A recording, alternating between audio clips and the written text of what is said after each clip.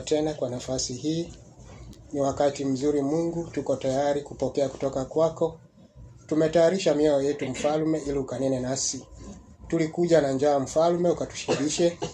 Tulikuja na mioyo mizito Bwana, ukailegeze, maana neno lako lina nguvu. Tumekuja tukiwa wagonjwa, tukatoke kama tumeponywa Mfalme, maana mbele zako kuna uponyaji. Pokea sifa na utukufu, na ni katika jina la Yesu Kristo naomba na kuamini. Amen and amen. Angalia somo letu. Tuliona ya kwamba alifanya nini? Aliuzwa Lakini hapa mwandishi wa Zaburi anasema nini? Sijui kama mmeshika kitu hapo Sisi tulikuwa tunaona aliuzwa utumwani. Lakini mwandishi wa Zaburi anasema hapana. Alikuwa katika mpango wa Mungu. Kumbe ni Mungu alikuwa anatuma Yusufu. Hadi alikuwa anamtuma wapi? Tukufanye endelea. Naye akamtuma mtu mbele yao Yosefu, aliyeuzwa kama mtumwa. Walichimbua miguu yake kwa minyororo. Shingo yake ilifungwa kwa chuma. Huyu ni mtu ametumwa. Lakini wana ile scenario anatumwa nayo. Wakati tulikuwa tunajifunza hilo somo, haungeweza kujua ya kwamba huyu mtu kumbe alikuwa amefanya nini? Ametumwa. Manake si ni kukataliwa, alikataliwa. Hata ikasemekana atuue.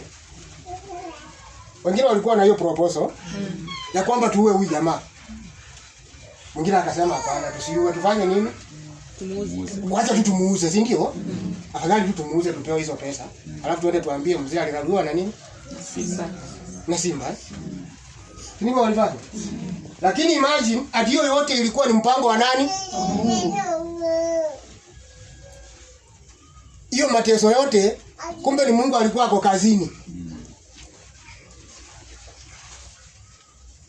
Mungu alikuwa sasa amepanga mambo yake. Ni vipi anatimiza ahadi ya Ibrahimu, ya Isaka na ya Yakobo. Wana hizo plani venye zinatembea.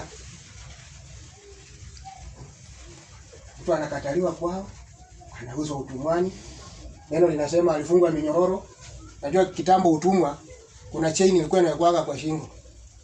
Sasa hiyo ni ya hadi wewe usitoroke. Au zingine zinafungwa kwa miguu yote miwili. So mnafunganishwa. Mnaendanga mkiwa ka laini hivi kwa chain moja. Ati huyo ni mtu amefanya nini? Ametumwa na Mungu. Amen. Haya tuendelee. Mstari wa 19. Hadi yale yaliyotangulia kusema yalipotimia. Hadi yale Mungu alifanya nini? Yangu inasema wakati wa kuadia neno lake, ahadi ya Bwana aliyomjaribu. Hadi neno la Bwana lilipodhibitisha. Amen. 20. Mfalme alituma watu wakamfungua. Utawala wa watu walimwachia huru. Endelea. Mstari wa 21. Ndio. Alimfanya mkuu wa nyumba yake. Utawala juu ya vyote alivyokuwa navyo. Kulikuwa na andiko kama hilo wakati tulikuwa tumekuwa tukijifunza? Yes. Ilikuweko? Zaburi anakundua hiyo kitu. Kwamba huyu mfungwa baada ya kufika Misri akafunguliwa na akafanywa kuwa nini? Kiongozi wa nyumba ya nani? Mfalme. Ya mfalme. Mama amesema nini ndugu Frank? Mfalme. 21. Akamweka kuwa bwana wa nyumba yake na mwenye amri juu ya mali zake zote. Kama mnakumbuka vizuri andiko lilikuwa linasema wewe ndiye utakuwa kila kitu katika nyumba hii isipokuwa mimi peke yake ndiye nitakuwa nini? Mkubwa wako Kwa amri yako watu wangu watatawaliwa. Takuwa nakuja na kiboko. Bwana Yesu asifiwe? Yeah. Kumbe hii mambo yote ilikuwa imepangwa na nani? Na Mungu. Kuna mission Mungu alikuwa anatimiza, kuna agano Mungu alikuwa anafanya nini? Anatimiza.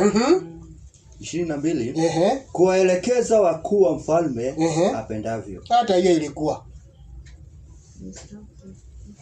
Yeye ndiye alikuwa na kazi ya kuwaelekeza nani? Wakuu wote. Hapo najua nilisisitiza sana. Nakumbuka mzee wetu alikuwa. Nikasisitiza sana mpaka nikauliza sasa wakati yeye kijana kanakuja kupewa hii kiti waziri wa, na nikauliza hiyo tunaweza linganisha na nani? Mkaniambia tunaweza linganisha na ile cheo alipewa Yusufu David president. si ndio? Part B inasema na kuwafundisha wazee wake hekima. Mpaka wale wazee walikuwa Misri, Yusufu akapewa nafasi ya kufanya nini? Kuwafunza hekima. Maana yale mambo alikuwa nayo hata wazee wa Misri iliwashinda. Na huyu ni mfungwa ambaye aliletwa kama mtumwa ambaye ametolewa gerezani, lakini yale mambo yalikuwa ndani yake hayangeweza kupatikana mahali pengine popo.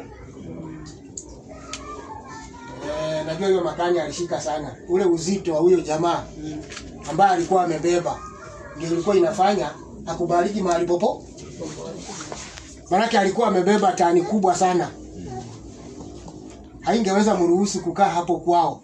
Hangekubalika hapo kwao. Kwa sababu ya ile kitu alikuwa amebeba nzito. Japokuwa watu wake hawakuweza kuiyo. Hiyo ndio siri Mungu alifanya nini?